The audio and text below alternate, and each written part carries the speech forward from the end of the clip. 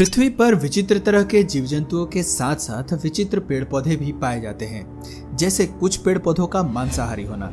वैसे तो अधिकांश पेड़ पौधे सूर्य के प्रकाश तथा पानी से अपना भोजन स्वयं बनाते हैं, लेकिन कुछ पेड़ पौधे ऐसे भी हैं जो छोटे मोटे कीट पतंगों को अपना शिकार बनाते हैं। वैज्ञानिक मानते हैं कि मांसाहारी पौधे अक्सर वहां उगते हैं जहां मिट्टी में पोषक तत्व कम पाए जाते हैं। इन्हीं पोषक तत्वों की कमी को वो कीड़े मकोड़ों और छोटे जीवों का शिकार करके पूरा करते हैं। सनड्यू इस बेहद खूबसूरत से दिखने वाले पौधे की लगभग 194 प्रजातियां पाई गई हैं। इस पौधे की पत्तियों के रेशों पर एक चिपचिपा रस होता है जो सूरज की रोशनी में ओस के कणों के समान चमकता है। ये दिखने में इतना खूबसूरत और स्वादिष्ट दिखाई देता है कि कीट पतंगे इसकी तरफ आकर्षित हो जाते हैं, मगर कीट पतंगे इन खूबसूरत बूंदों को टच करते ही इससे चिपक जाते हैं और धीरे धीरे ये पौधा अपने शिकार को चारों तरफ से जकड़कर अपनी चपेट में ले लेता है। ओस की खूबसूरत बूंद जैसा दिखने वाला यह खतरनाक द्रव्य पाचक का काम भी करता है। ये फंसे हुए कीटों को धीरे धीरे पचाने लगता है और जब शिकार के सारे पोषक तत्व चूस लेता है तब ये रेशे फिर से सीधे हो जाते हैं और फिर कोई नए शिकार की प्रतीक्षा करने लगते हैं। वीनस फ्लाईट्रैप इस पौधे के पत्ते दो भागों में बटे होते हैं और इनके अंदर से एक अजीब तरह की स्वीट सी स्मेल आती है जो कीड़े मकोड़ों को अपनी तरफ आकर्षित करती है।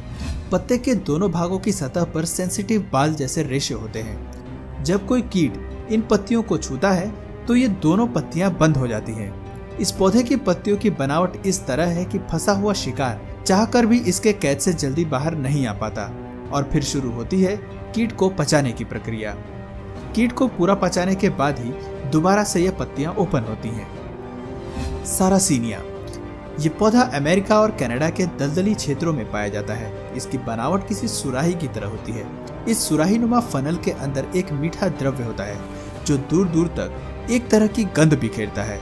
कीट पतंगे इस गंध से आकर्षित होते हैं और इसके ऊपरी भाग पर आकर बैठ जाते हैं, लेकिन पौधे का ऊपरी भाग यानी एंट्री पॉइंट एक डेथ जोन होता है।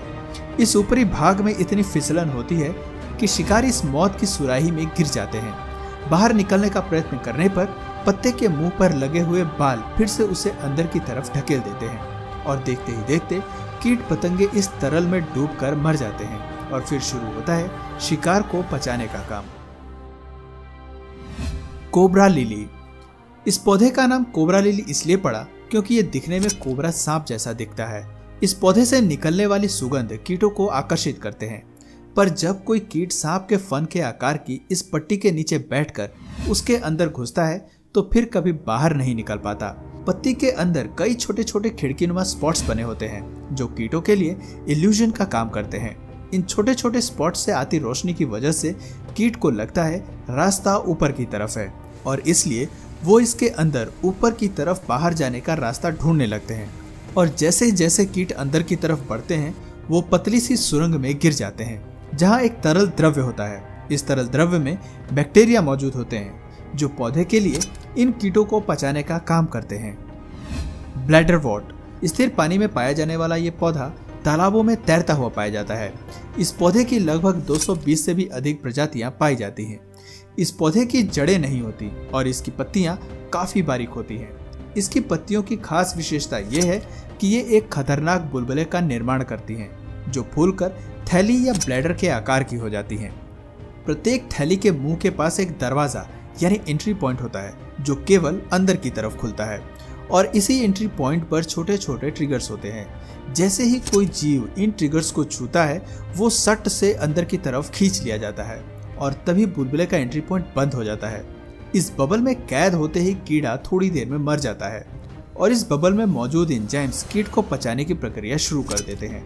And believe me guys, this is the fastest trapping mechanism of any carnivorous plant. क्योंकि आप जो अपनी स्क्रीन पर यह वीडियो देख रहे हैं ये ओरिजिनल वीडियो को 10 गुना स्लो करके दिखाया गया है। तो दोस्तों, क्या आपको भी ऐसे विचित्र नेचर के बारे में जानना अच्छा लगता है तो कमेंट करके जरूर बताना। और अगर ये वीडियो पसंद आया तो प्लीज इस वीडियो को लाइक करने के साथ साथ अपने फ्रेंड्स और फैमिली में भी शेयर जरूर करना।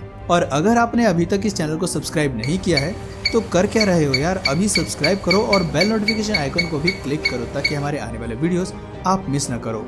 आज की वीडियो में इतना ही। मैं मिलता हूँ एक नई वीडियो में नए टॉपिक के साथ। तब तक के लिए नमस्कार।